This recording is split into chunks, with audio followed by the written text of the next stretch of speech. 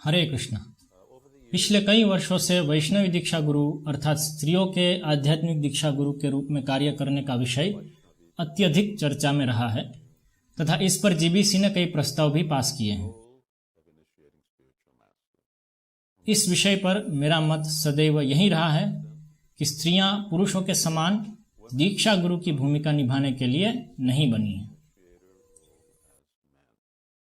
मेरे दृष्टिकोण से वर्तमान प्रस्ताव जिन प्रमाणों पर आधारित है वे कमजोर, अनिर्णायक एवं चुन चुनकर रखे गए हैं।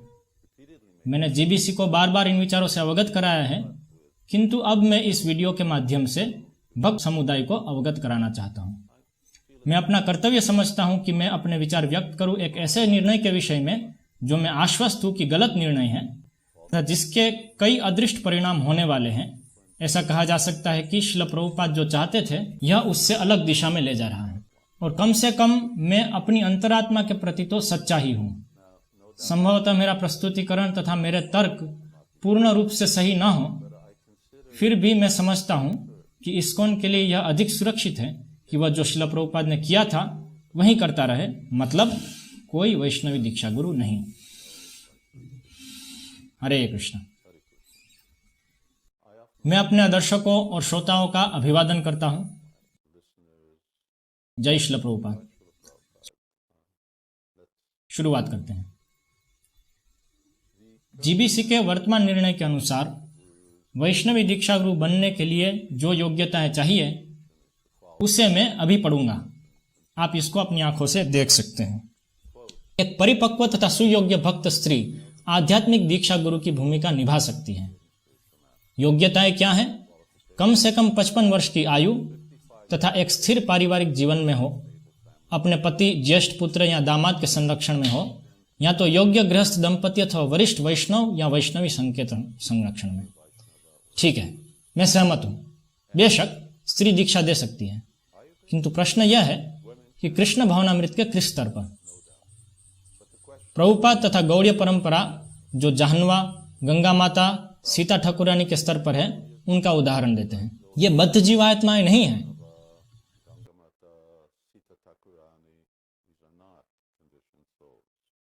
अतः हाँ, स्त्रियां दीक्षा दे सकती हैं, वे आचार्य की भूमिका भी निभा सकती हैं, किंतु पुरुषों की तरह साधना के स्तरों पर नहीं।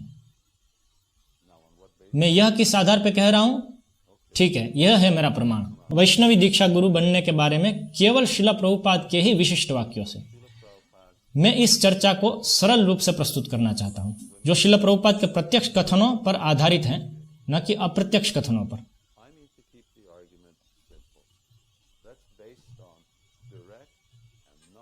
वैष्णवी दीक्षा गुरु पर प्रभुपाद के प्रत्यक्ष कथन हमारे लिए सबसे महत्वपूर्ण प्रमाण है, यह जानने के लिए कि वे क्या चाहते थे। श्रील प्रभुपाद के स्त्रियों के दीक्षा गुरु होने के बारे में जो प्रत्यक्ष कथन है, मैं केवल उन्हें दोहराऊंगा, जिसका अर्थ यह है कि मैं किसी अन्य गौण प्रमाण जिस पर कई तरह से तर्क किए जा सकते हैं और तर्क किए भी जा रहे हैं, उसका उपयोग नहीं करूंगा।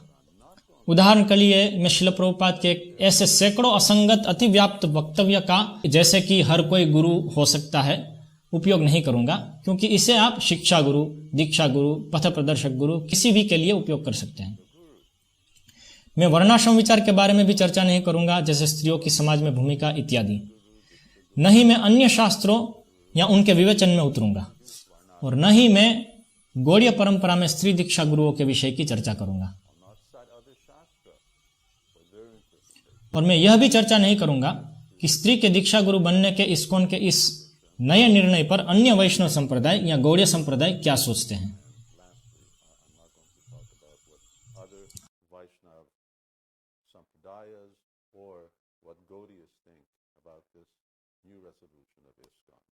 आइए इसे सरल, प्रत्यक्ष एवं स्पष्ट रखते हैं। मैं अपने दांतों में तृण रखकर पूरी सत्यता के साथ कहता हूं कि मैं कृष्ण भावनामृत आंदोलन की सभी स्त्रियों की सराहना करता हूं। पहले दिन से लेकर आज तक उन्होंने जो सेवा की है उसकी सराहना करता हूं। उनके बिना इस्कॉन आज जहां है वहां नहीं होता। मुझे नहीं पता उनके बिना इस्कॉन होता भी, और मैं स्वीकार करता हूं कि कुछ स्त्रियों का शोषण हुआ है, दुर्व्यवहार किया गया है, और आज भी किया जा रहा है।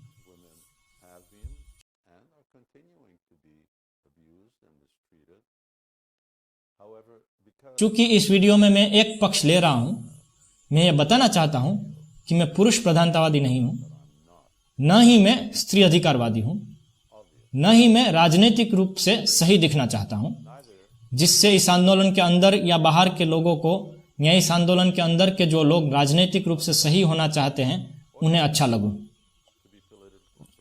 मैं मानता हूं कि कुछ वक्त मेरे इन विचारों से खिन्न होंगे और वे बहस भी करना चाहेंगे। मैं इस पर कोई प्रतिक्रिया नहीं करना चाहता और नहीं करूंगा। मैं जीबीसी से पिछले 1 दशक से भी अधिक समय से इस पर चर्चा कर रहा हूं। यह केवल एक प्रस्तुतिकरण है, जिसे आप स्वीकार या अस्वीकार कर सकते हैं। यदि आपको पसंद नहीं है तो आप एक बटन दबाइए और शिवराम स्वामी गायब। तो यह इस वीडियो का सार है, जो लगभग 40 मिनट तक चलेगा। मैं इस चर्चा में 3 पहलुओं को प्रस्तुत करने जा रहा हूं।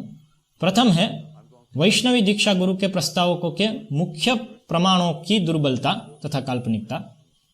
यह मुख्य प्रमाण स्वयं जीबीसी का निर्णायक प्रस्ताव ही है, जो 2 पत्रों एवं एक वार्तालाप पर आधारित है।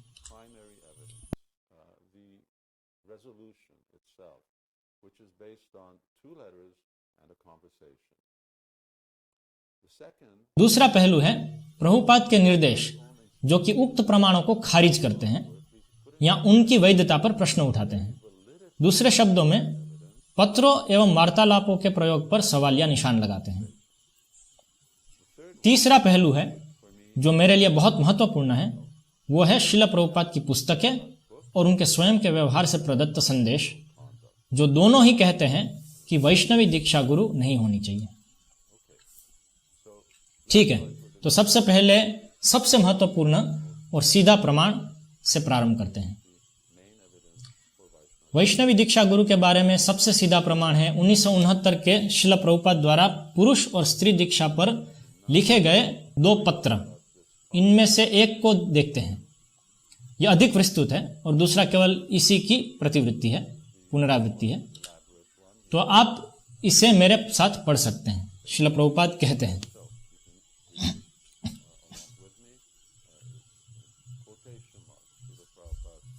मैं चाहता हूं कि मेरे सभी आध्यात्मिक पुत्र एवं पुत्रियां भक्ति वेदांत की उपाधि के उत्तराधिकारी बने, ताकि परंपरागत रूप से आध्यात्मिक डिप्लोमा जारी रहे। जो भी भक्ति वेदांत की उपाधि धारण करेंगे उन्हें शिष्यों को दीक्षा देने की अनुमति होगी। संभवतः 1975 तक मेरे सभी शिष्यों को दीक्षा देने की अनुमति दे दी जाएगी और वे इस परंपरा को बढ़ाएंगे। यही है मेरा कार्यक्रम।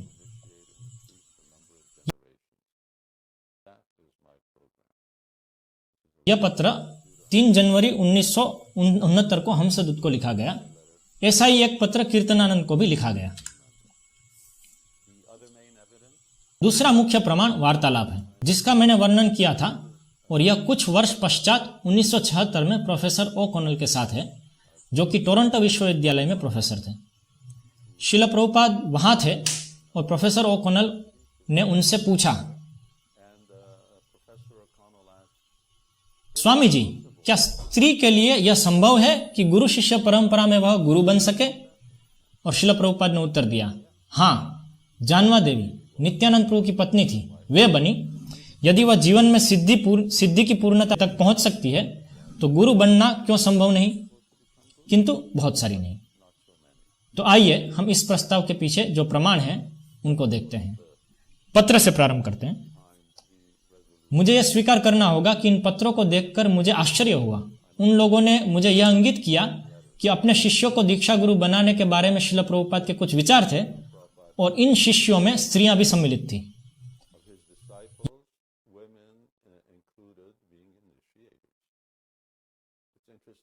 यह बात रोचक है कि यह केवल एक गौण वक्तव्य था तथा जिन भक्तों को यह पत्र प्राप्त हुआ था उसे कभी भी यह प्रतीत नहीं हुआ कि श्रील प्रभुपाद वास्तव में स्त्रियों को दीक्षा गुरु बनाना चाहते थे। आगे बढ़ते हैं। मैंने कुछ विचार ऐसे शब्दों का प्रयोग किया क्योंकि यह बहुत भ्रमित करने वाला है, और मैं आपसे कहूंगा कि आप इस पत्र को ध्यान से देखें, अच्छी तरह से देखें। आप पाएंगे श्रील प्रभुपाद कह रहे हैं कि प्रत्येक भक्त, जिसकी चाहे जो भी आयु हो या आश्रम हो, यदि उसने भक्ति वेदांत परीक्षा उत्तीर्ण कर ली तो वह गुरु बन सकता है।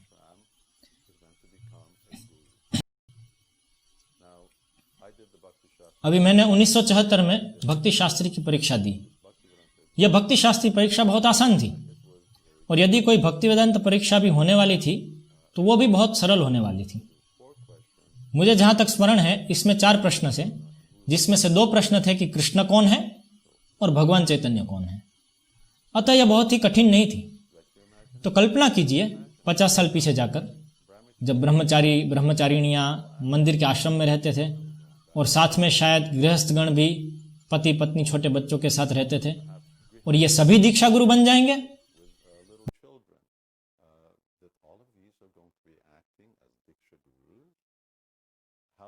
वास्तव में यह कैसे कार्य करेगा?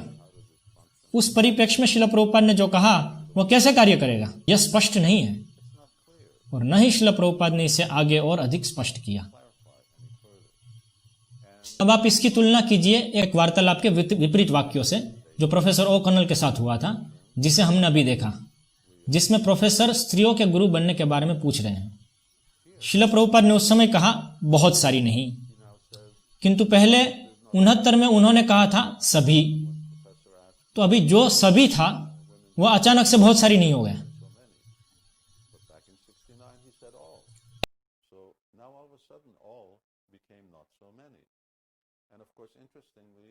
एक और रोचक बात यह है कि प्रोफेसर ओ'कॉनल गुरु के बारे में पूछ रहे थे और श्रील प्रभुपाद भी गुरु के बारे में ही उत्तर दे रहे थे। देखे तो वे दीक्षा गुरु ऐसा शब्द उपयोग नहीं किए, लेकिन प्रभुपाद जानवा माता का उदाहरण दे रहे थे। यहां पर एक छोटी सी जानकारी और भी है, इसे विस्तृत रूप से समझने के लिए, कि श्रील प्रभुपाद के मंतव्यों को समझने में स्पष्टता की कमी क्यों थी।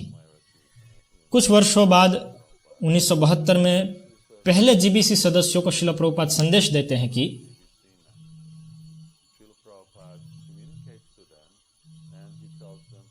धीरे धीरे वे जीबीसी गण दीक्षा देंगे, कम से कम प्रथम दीक्षा। आपको प्रगति करनी होगी। क्या यही है जो श्रील प्रभुपाद ने 1969 में सोचा था? और यहां स्पष्ट नहीं है कि कम से कम प्रथम दीक्षा, इस वाक्य से श्रील प्रभुपाद का क्या तात्पर्य था।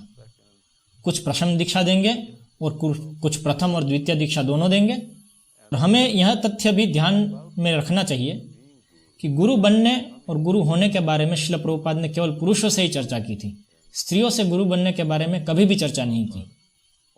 ऐसा क्यों? –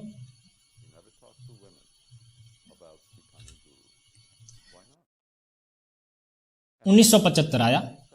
श्रील प्रभुपाद ने सोचा था कि संभवतः 1975 तक यह होगा। 1975 आया, लेकिन कुछ नहीं हुआ। और श्रील प्रभुपाद ने भी ऐसा कुछ नहीं कहा कि 1969 में मेरा यह विचार था। और जब 1977 आया, दुर्भाग्य से यह अंतिम वर्ष था जब श्रील प्रभुपाद हमारे साथ थे, तब 1969 के सभी शिष्य और 1972 के सभी जीबीसी पुरुषों से श्रील प्रभुपाद ने कहा कि अब मैं तुम में से कुछ को चुनूंगा, और पुत्र और पुत्रियों से केवल पुरुष ही रह गए। श्रील प्रभुपाद के मन में क्या था?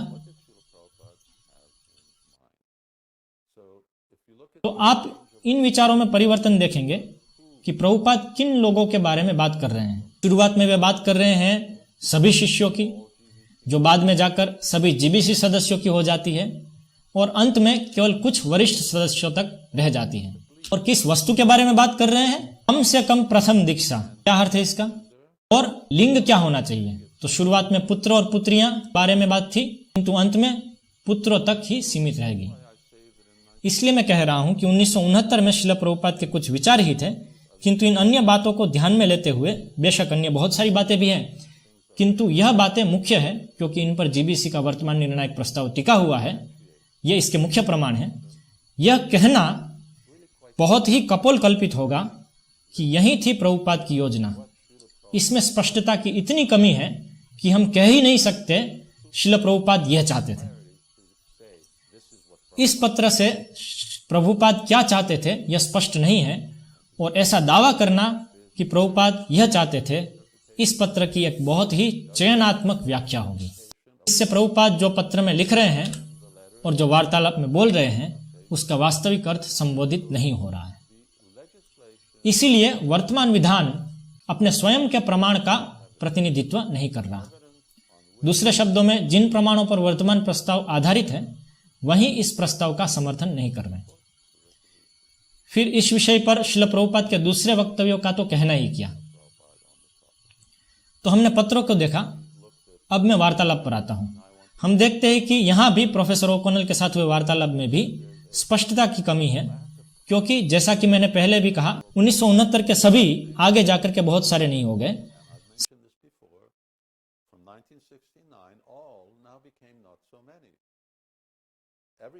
सभी गुरु बन सकती है, लेकिन अब बहुत सारी गुरु नहीं बन सकती।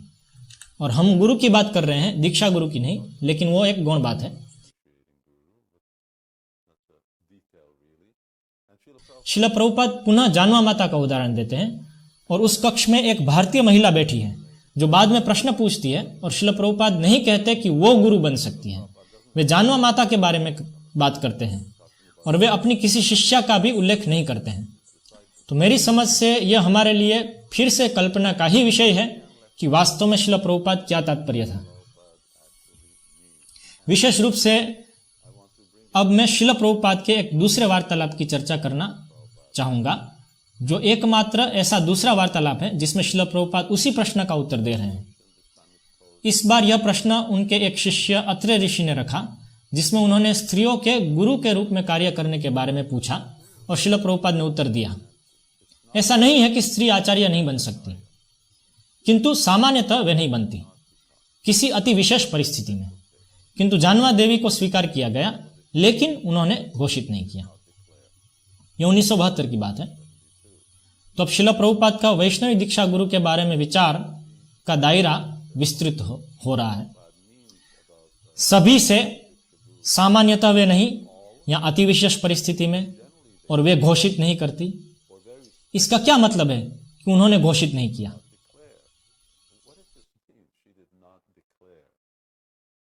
तो क्या पुरुष घोषित करते हैं? क्या यह जिस प्रकार से पुरुषों में होता है स्त्रियों में उससे भिन्न प्रकार से होगा? यह निश्चित ही अस्पष्ट है। और वह अति विशेष परिस्थिति क्या है? क्या वस्तु इसको अति विशेष बनाती है? यदि आप वर्तमान प्रस्ताव को देखें तो क्या 55 वर्ष का होना विशेष है? मतलब समय के साथ हर एक व्यक्ति 55 साल का होता ही है, तो इसमें विशेष क्या है? लेकिन अति विशेषता से श्रील प्रभुपाद का क्या अभिप्राय था, यह स्पष्ट नहीं है। उन्होंने इसे सविस्तार नहीं बताया। अतः यह प्रस्ताव जिस प्रमाण पर आधारित है वो निर्णायक होने से बहुत दूर है। 2 पत्रों और एक वार्तालाप का यह मुख्य प्रमाण कई प्रश्नों को अनुत्तरित छोड़ देता है। इसका व्यावहारिक आयाम बहुत ही जटिल है। हम नहीं जानते श्रील प्रभुपाद ने किस प्रकार के दीक्षा गुरु की परिकल्पना की थी, और सबसे पहले कम से कम प्रस्तावित प्रमाण तो अपने आप में विरोधाभासी है ही, और जीबीसी के प्रस्ताव इन विरोधाभासों का समाधान नहीं कर रहे हैं।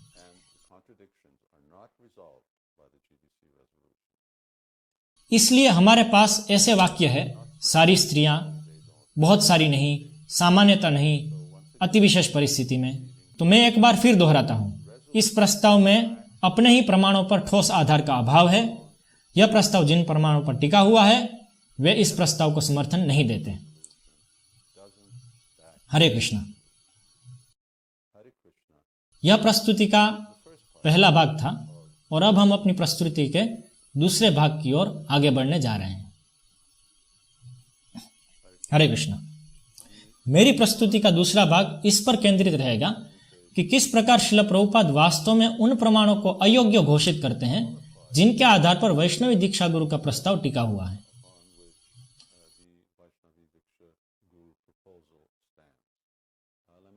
चलो मैं आपको इसका परिचय कराता हूं। श्रील प्रभुपाद ने कहा कि वे नहीं चाहते उनके पत्रों या वार्तालापों को सार्वजनिक स्तर पर लाया जाए। अब यह निर्देश इस प्रस्ताव के प्रमाणों को और अधिक धुंधला कर देता है, और श्रील प्रभुपाद ने यह तो अवश्य ही कहा है कि वे जो कुछ भी कहना चाहते हैं वो उनकी पुस्तकों में है, कहीं और देखने की आवश्यकता नहीं। ठीक है, हम देखते हैं कि श्रील प्रभुपाद ने वास्तव में क्या कहा। अब यह अत्यंत रोचक है कि जिस वर्ष में श्रील प्रभुपाद ने अपनी सभी पुत्रों और पुत्रियों के द्वारा दीक्षा दिए जाने के बारे में 2 पत्र लिखे, उसी वर्ष में श्रील प्रभुपाद ने यह पत्र भी लिखा। आप इसे देख सकते हैं। मेरा आपसे अनुरोध है कि आप मेरे पत्रों को प्रसारित न करें। जो मैं आपको पत्रों के द्वारा संबोधित करता हूं वह कभी कभी व्यक्तिगत और गोपनीय होता है, और यदि सभी पत्रों को प्रसारित कर देंगे तो विपरीत परिणाम हो सकता है। मुझे पहले से ही इसके कुछ संकेत मिले हैं, जैसा कि कीर्तनानंद और हयग्रीव के संबंध में आपको भेजे गए मेरे पत्रों के साथ हुआ। अतः भविष्य में कृपया मेरे द्वारा आपको लिखे गए पत्रों को प्रसारित न करें। आपको लिखे गए मेरे सभी पत्र को गोपनीय माना जाना चाहिए, और यदि आप इन्हें प्रसारित करना चाहते हैं तो इसे प्रसारित करने से पहले मुझसे पूछें। तो यहाँ पर श्रील प्रभुपाद का आशय स्पष्ट है। वे कहते हैं पत्रों को प्रसारित न करें, वे व्यक्तिगत और गोपनीय हैं और वे विपरीत रूप से कार्य कर सकते हैं।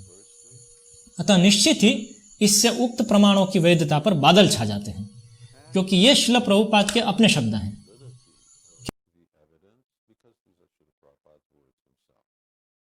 किंतु इससे भी अधिक है। अब हम थोड़ा आगे 1977 की ओर बढ़ते हैं।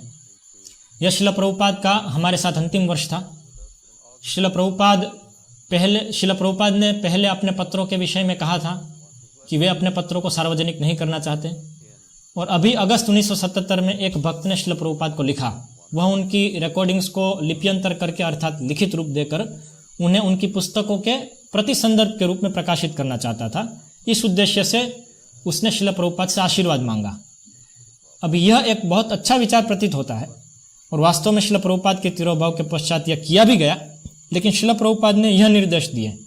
तमाल कृष्ण महाराज ने पत्र लिखते हुए श्रील प्रभुपाद को उद्धृत किया, यह आवश्यक नहीं है, मेरी पुस्तकें पर्याप्त हैं, मेरे सभी शिष्य मेरी पुस्तकें पढ़ें। यह प्रस्ताव एक अतिरिक्त बोझ है। इसका अर्थ होगा बहुत सारी पढ़ाई। अभी तक जो भी है उसको पढ़ने दो और आत्मसात करने दो। मैं जो भी कहना चाहता था उसे मैंने अपनी पुस्तकों में कह दिया है। यह अनावश्यक ही होगा। उन्हें कहो कि मेरी पुस्तकों को पढ़ने पर अपना ध्यान दे, इन लिप्यंतरों को पढ़ने पर नहीं। क्या वे ऐसा सोचते हैं कि उन्हें इन लिप्यंतरों में कुछ और मिल जाएगा जो मेरी पुस्तकों में नहीं है?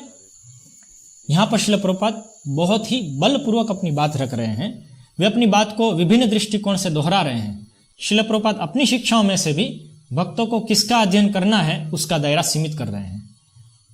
तो यहाँ पर श्रील प्रभुपाद अपनी पुस्तकों से बाहर के संदर्भों की बात कर रहे हैं, अपने स्वयं के शब्दों की बात कर रहे हैं, जो उन्होंने या तो कक्षाओं में कहे, या तो वार्तालापों में, या तो प्रातःकालीन भ्रमणों में। प्रभुपाद कहते हैं कि यह बोझ है, अनावश्यक है। क्यों? क्योंकि जो भी मैं कहना चाहता था उसे मैंने अपनी पुस्तकों में कह दिया है। इसलिए श्रील प्रभुपाद कहते हैं यह अनावश्यक है, और यह कहकर समाप्त करते हैं कि क्या वे ऐसा सोचते हैं कि उन्हें कुछ और मिल जाएगा जो मेरी पुस्तकों में नहीं है? तो यह उनका विद्वान ओकॉनेल के साथ जो वार्तालाप है उस पर भी प्रश्नार्थ चिन्ह लगाता है।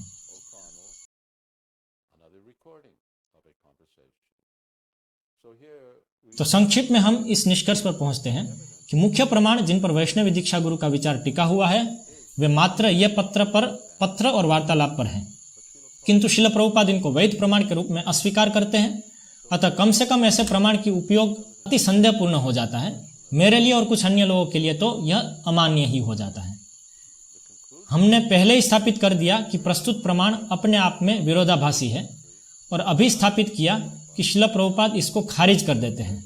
अतः निष्कर्ष यह होना चाहिए कि यह प्रस्ताव दुर्बल और अनुचित है, और इतना ही पर्याप्त होना चाहिए। फिर भी मैं तर्क के अंतिम भाग पर जाऊंगा, और यह है तीसरा भाग। मेरे प्रस्तुतिकरण का तीसरा भाग जो मेरे लिए निर्णयात्मक प्रमाण है, वह प्रमाण है पुस्तक भागवत और व्यक्ति भागवत, नित्यम भागवत सेवया।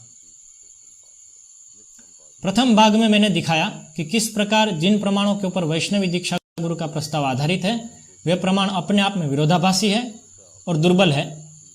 और द्वितीय भाग में हमने देखा कि श्रील प्रभुपाद स्वयं इन प्रमाणों को खारिज कर रहे हैं और कम से कम इनकी वैधता पर प्रश्न उठाते हैं।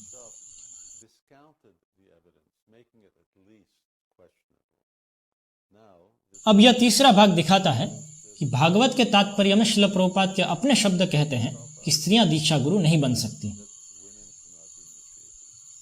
तदुपरांत श्रील प्रभुपाद के व्यक्तिगत कार्यकलाप बताते हैं कि वे क्या चाहते थे, और वह यह है कि कोई वैष्णवी दीक्षा गुरु नहीं, उन्होंने किसी को भी नहीं बनाया। अतः अन्य सभी तथ्यों को निरस्त करते हुए ग्रंथ भागवत और भक्त भागवत के प्रमाण पर सबसे ज्यादा जोर दिया है। आइए हम इसे प्रारंभ करते हैं। कि श्रील प्रभुपाद ने अपनी पुस्तकों में क्या कहा। अपनी माता की मुक्ति की चिंता करते हुए ध्रुव महाराज के संबंध में श्रील प्रभुपाद चतुर्थ स्कंद में यह लिखते हैं, आप इसे पढ़ सकते हैं। ध्रुव महाराज अपनी माता सुनीति के प्रति अत्यंत कृतज्ञता का अनुभव कर रहे थे। उन्हीं के मार्गदर्शन पर वे स्वयं विष्णु के पार्षद द्वारा वैकुंठ लोक ले जाने के में समर्थ हो पाए। अब उन्हें माता की याद आ रही थी और वे उन्हें भी साथ ले जाना चाहते थे। वस्तुतः ध्रुव महाराज की माता सुनीति ही उनकी पथ प्रदर्शक गुरु थी। ऐसा गुरु कभी कभी शिक्षा गुरु कहलाता है। यद्यपि नारद मुनि उनके दीक्षा गुरु थे, किंतु उनकी माता सुनीति ने ही भगवान की कृपा प्राप्त करने की विधि की शिक्षा दी थी। शिक्षा गुरु या दीक्षा गुरु का कर्तव्य है कि वह शिष्य को सही सही शिक्षा दे और उसको कार्यान्वित करना शिष्य पर निर्भर होता है। शास्त्रीय आदर्शों के अनुसार शिक्षा गुरु तथा दीक्षा गुरु में कोई अंतर नहीं है। सामान्यतः शिक्षा गुरु ही बाद में जाकर दीक्षा गुरु बनता है।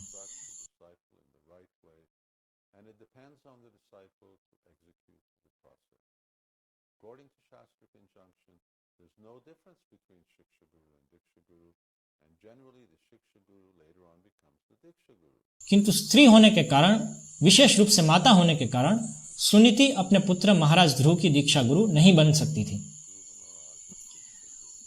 तो भी वे सुनीति के प्रति कम कृतज्ञ नहीं थे। नारद मुनि को विष्णु लोक ले जाने का प्रश्न ही नहीं उठता, किंतु ध्रुव महाराज ने अपनी माता को ले जाने के लिए सोचा। यह तात्पर्य चौथे स्कंद का है और यदि आप इसे नोट करना चाहें तो श्रील प्रभुपाद ने 1969 में लिखे हुए उन 2 पत्रों के कई वर्षों बाद इसको लिखा था। इस तात्पर्य में श्रील प्रभुपाद स्पष्ट करते हैं कि एक स्त्री पथ प्रदर्शक गुरु हो सकती है, शिक्षा गुरु हो सकती है, किंतु वह दीक्षा गुरु नहीं बन सकती।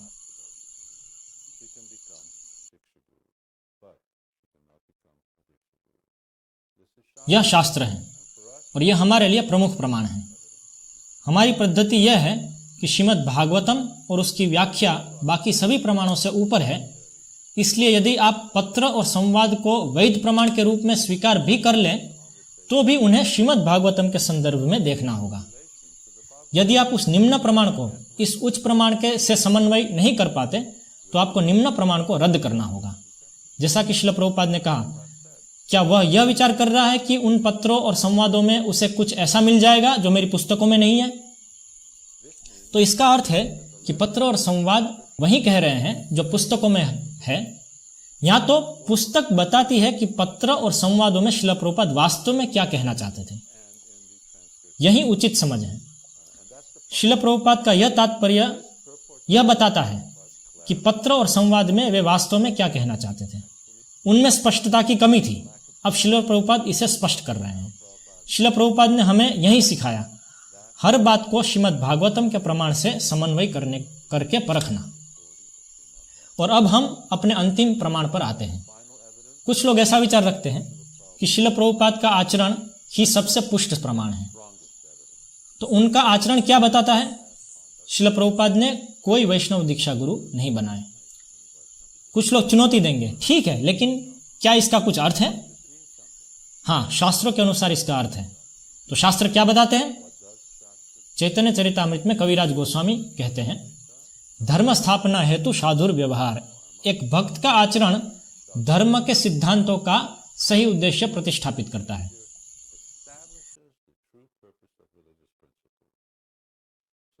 अतः श्रील प्रभुपाद जैसे महाभागवत का आचरण यह स्थापित करता है कि श्रील प्रभुपाद दीक्षा विधि को किस प्रकार से चलाना चाहते थे और कौन दीक्षा प्रदान कर सकता है।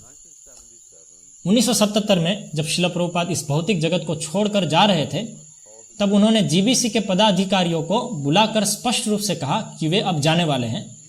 उन्होंने कहा, आप सब आपस में चर्चा करें और मेरी अनुपस्थिति में सारी व्यवस्था कैसे चलेगी, इस विषय पर जो भी प्रश्न पूछना चाहते हैं पूछें। यह एक प्रसिद्ध वार्तालाप है, लेकिन यहाँ विशेष रूप से श्रील प्रभुपाद बता रहे हैं कि उनकी अनुपस्थिति में दीक्षा कैसे प्रदान की जानी चाहिए। हम प्रारंभ करते हैं। सत्स्वरूप। तो हमारा अगला प्रश्न भविष्य में दीक्षा को लेकर है और विशेष रूप से जब आप हमारे बीच नहीं होंगे, हम जानना चाहते हैं कि प्रथम और द्वितीय दीक्षा किस तरह दी जाएगी। प्रभुपाद: हाँ, मैं आप में से कुछ को सौंप दूंगा। यह सब निपटने के बाद मैं आप में से कुछ को कार्यवाहक आचार्य के रूप में कार्य सौंप दूंगा। तमाल कृष्ण, क्या यह ऋत्विक आचार्य कहलाते हैं? प्रभुपाद, ऋत्विक, हाँ, सत्स्वरूप। तो फिर क्या संबंध होगा जो व्यक्ति दीक्षा दे रहा है उसका और प्रभुपाद? वह गुरु है, वह गुरु है सत्स्वरूप, लेकिन क्या वह आपके प्रतिनिधि के रूप से यह करेगा? प्रभुपाद, हाँ, यह औपचारिकता है, क्योंकि मेरी उपस्थिति में कोई गुरु नहीं हो सकता, तो इसलिए मेरी आज्ञा के अनुसार अमार आज्ञा गुरु होइया। वास्तव में गुरु बनो, परंतु मेरी आज्ञा अनुसार, सत्स्वरूप। तो क्या वे भी आपके शिष्य माने जाएंगे? प्रभुपाद, हाँ, वे शिष्य हैं, इसमें मानने की क्या बात है? कौन? तमाल कृष्ण, नहीं, वह यह पूछ रहे हैं कि यह ऋत्विक आचार्य कार्यवाहक है, दीक्षा दे रहे हैं, तो जिनको वे दीक्षा दे रहे हैं वे किसके शिष्य हैं? प्रभुपाद, वे उन्हीं के शिष्य हैं। तमाल कृष्ण, वे उन्हीं के शिष्य हैं। प्रभुपाद, जो दीक्षा प्राप्त कर रहे हैं वह शिष्य के शिष्य हैं, सत्स्वरूप, हाँ। तमाल कृष्ण, अब स्पष्ट है, सत्स्वरूप। तो हम इस विषय में प्रश्न, और यहां पर श्रील प्रभुपाद बीच में बोलते हैं, प्रभुपाद, जब मैं आज्ञा देता हूं आप गुरु बनो, तो वह नियमित गुरु बन जाता है, बस, वह मेरे शिष्य का शिष्य है, बस।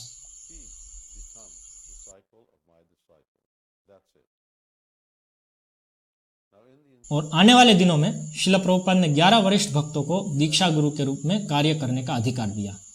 उन्होंने सभी जीबीसी को पदाधिकारियों को अधिकार नहीं दिया। उन्होंने किसी भी स्त्री को नहीं चुना, किंतु 11 पुरुषों को चुना। यह उनका निर्णय था। क्या यह बात महत्वपूर्ण नहीं है कि उन्होंने इसके लिए किसी भी स्त्री का नाम नहीं लिया? मेरे विचार से यह महत्वपूर्ण है। अब कुछ लोग कहेंगे कि यह बात प्रासंगिक नहीं है।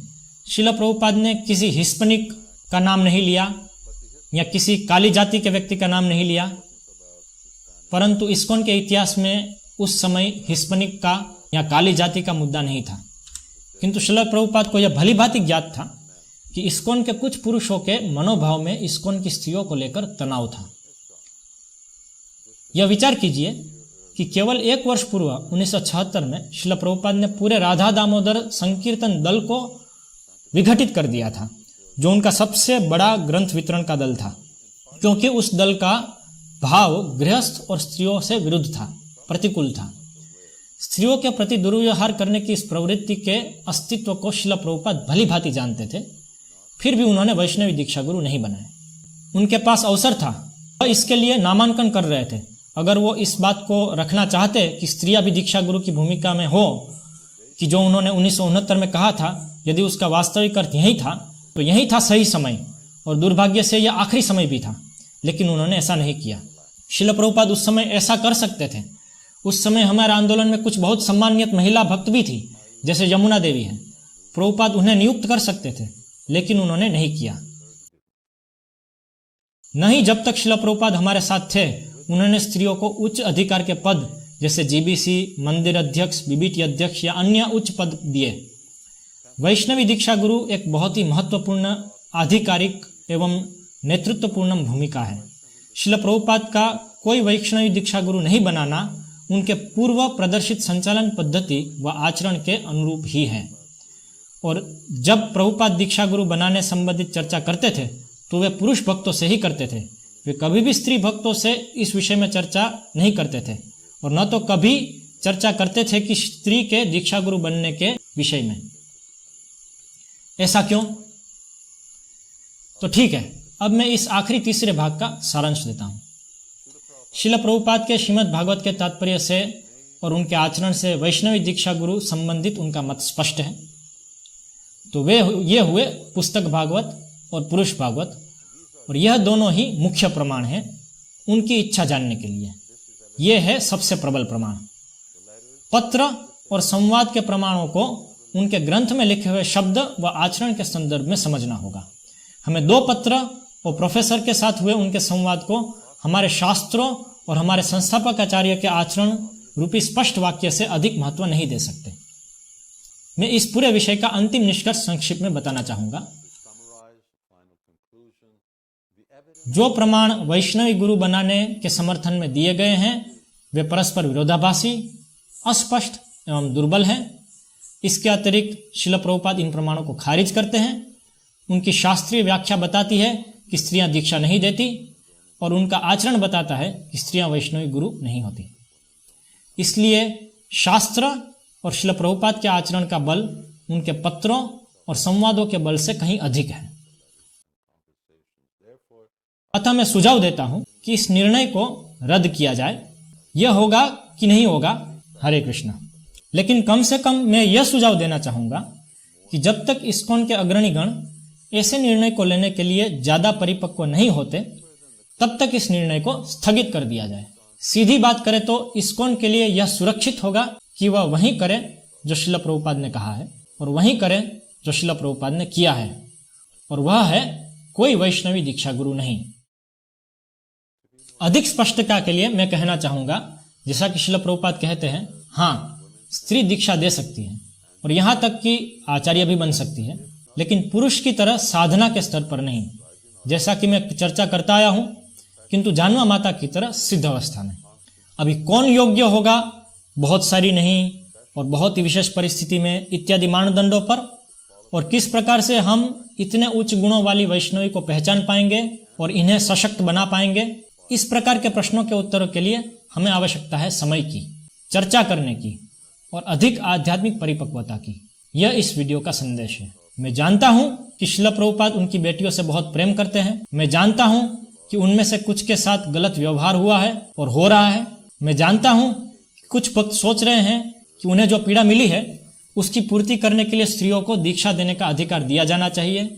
मुझे इस बात में कोई तर्क नहीं दिखता। मैं जानता हूं कि इस आंदोलन के बाहर जो उदार नारी अधिकारवादी है वे हमसे इसकी अपेक्षा करते हैं। मैं जानता हूं कि कुछ भक्तगण जो लोग स्त्री दीक्षा गुरु के पक्ष में नहीं है, उन पर इस प्रकार के आरोप लगाते हैं कि वे पुरुष प्रधानतावादी हैं, संकुचित बुद्धि वाले हैं, पूरा जमाने के लोग हैं। मैं जानता हूं कि जो स्त्री दीक्षा गुरु के विरोध में हैं और जो इसके पक्ष में हैं, वे एक दूसरे को धमकियां दे रहे हैं और यह सही नहीं है। और मैं जानता हूं कि मैंने जो कहा है उससे कुछ लोगों को आघात पहुंचेगा और कुछ लोग मेरे विचारों के लिए मुझ पर आक्रमण करेंगे और शायद मुझे बुरा भला भी कहेंगे। लेकिन मैं अपने दृढ़ विश्वास का अनुसरण कर रहा हूं, हालांकि यह दृढ़ विश्वास एक तुच्छ जीव का है। मैंने जो भी कहा है मैं इसे सही रूप से बहुत ही स्पष्ट कर देता हूं। मैं इस्कॉन का व्यक्ति हूं और जीबीसी का अनुगामी हूं, और पिछले 50 साल से मैं भक्तों को जीबीसी को पालन करने के लिए उत्साहित कर रहा हूं, और मैं जब तक जीवित रहूंगा इसे करता रहूंगा। श्रील प्रभुपाद हमसे यह चाहते थे और यह मेरी नस नस में बसा है। और मैं इस वीडियो में जो असहमतिपूर्ण विचार व्यक्त कर रहा हूं वो मैं इस प्रस्ताव की आलोचना कर रहा हूं, जीबीसी की या इस्कॉन की आलोचना नहीं कर रहा। और मैं यह भी जागरूकता फैला रहा हूं कि क्यों जीबीसी के प्रस्ताव का पालन करते हुए भी कुछ समूह स्त्री के दीक्षा दिए जाने को स्वीकार नहीं करेंगे। फिर भी हम सभी को श्रील प्रभुपाद की विभिन्नता में एकता के विचार को जरूर स्वीकार करना चाहिए, और इसलिए चाहे हमारे स्वयं के जो भी मत हो, हम सभी को हमेशा जीबीसी और इस्कॉन के अंतर्गत संयुक्त रहना चाहिए। आखिर में मेरा नम्र निवेदन है सभी भक्तों से, सभी माताओं से, सभी जीबीसी के सदस्यों से कि कृपा करके मुझे क्षमा करें मेरे अपराधों के लिए जो शायद अपने आप को व्यक्त करते हुए मुझसे हुए हों। मेरा ऐसा आशय नहीं है, कृपया इसे आप उस प्रकार न लें। हरे कृष्ण।